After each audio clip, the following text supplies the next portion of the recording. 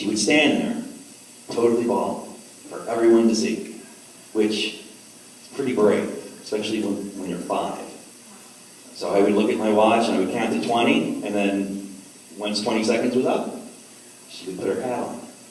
Now you might think 20 seconds isn't a long time, but let's just see how long it really is. You ready? Go. You have to be quiet.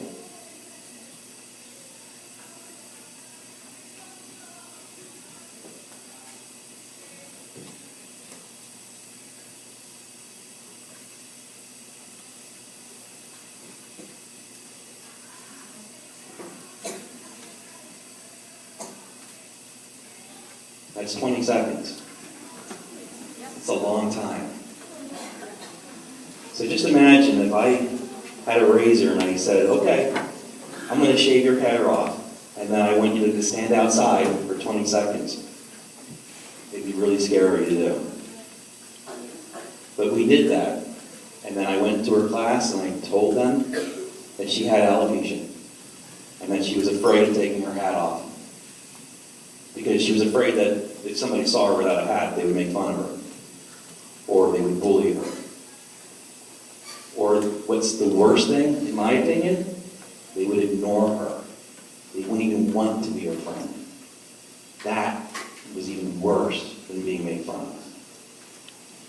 So I asked the kids if anybody would ever make fun of her. They all said no.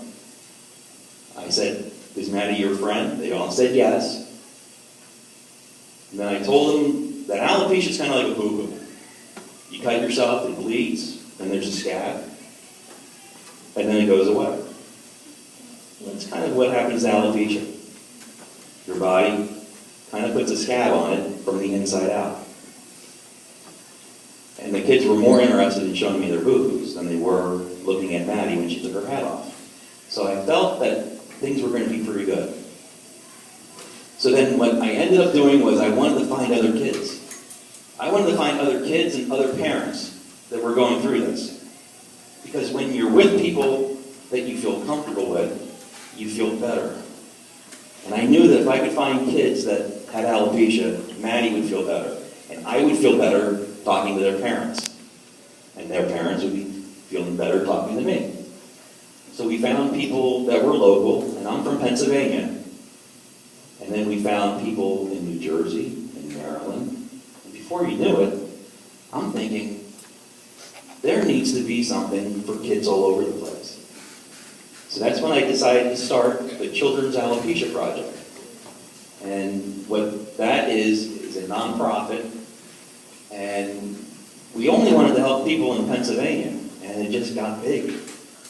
And it got so big that we have 35 support groups all over the country and in other countries too. And we have one all the way down here in Florida. We actually have 3 in Florida. We have one here in Miami, in Tampa, and we're going to be starting one up in the Orlando area.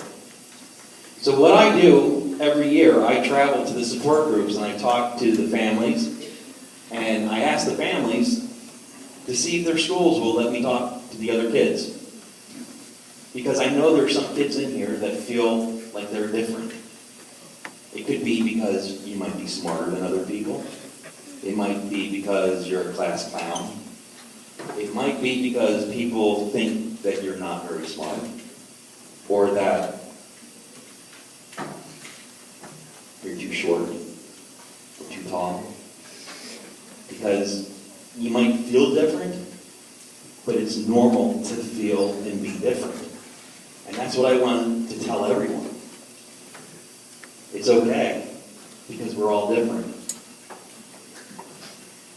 So now that we have the Children's Alopecia Project, we help kids all over the world that have alopecia, that's losing their hair. And we can't help them with the disease. We can't cure it.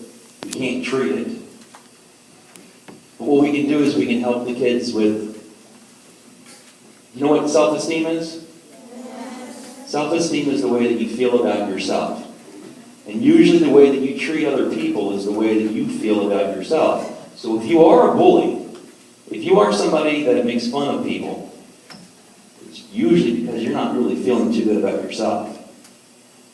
there's something going on with you that you don't want people to find out.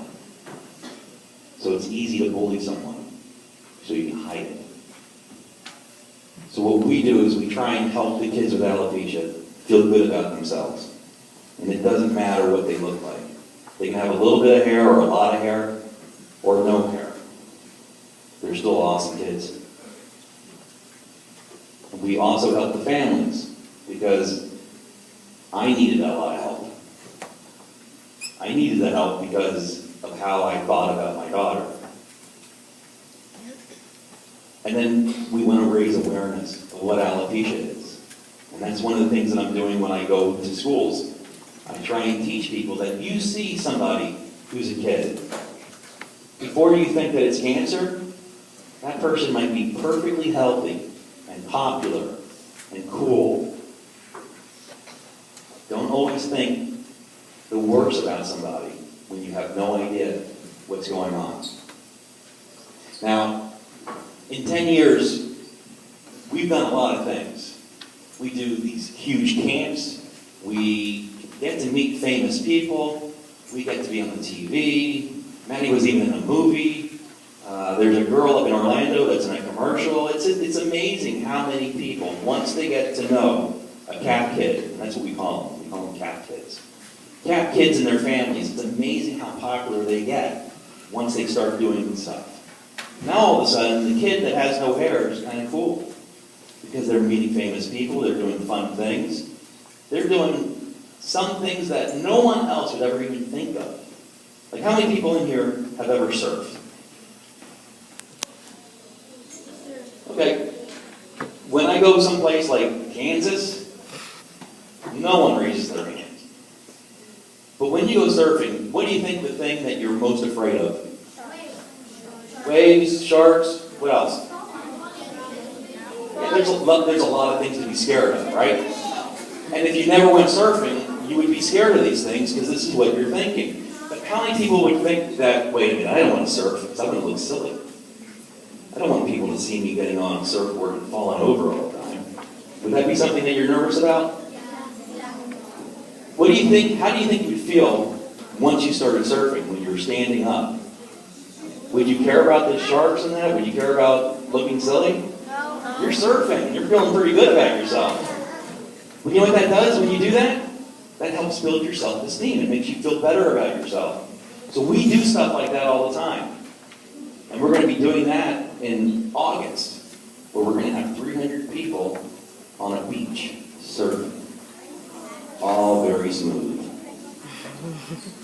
So, one of the things that I want to do is I want to show you a video, and I have lots of video, but the one that I want to show you is, it's a news interview of Maddie. There was a man that wrote a book, and it was about Maddie. The one thing that I always told her was that when people walk into a room, they're usually going to smile at her because they think she's sick.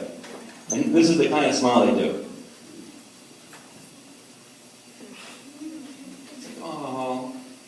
Girl has cancer and she's sick. So I always told her, when someone does that, just look at them and give them a big smile. Just when you smile at someone, it kind of makes them want to smile back. And it makes the person that thinks that you're sick feel better too. So I always taught her that, and someone wrote a book about her smiling at people. And I'm going to donate a book to the library, so that way hopefully your teachers can read it to the class. And again, it's not a fancy book. You don't have to be in kindergarten to read it and understand it. You can be in 10th grade and read it and understand it. It's really about being different and about being happy and smiling. It's a lot better than frowning. So we had a news station from Philadelphia come up to our house and do an interview. So I want to show this, and then I want to show one more video, and then I'll answer any questions.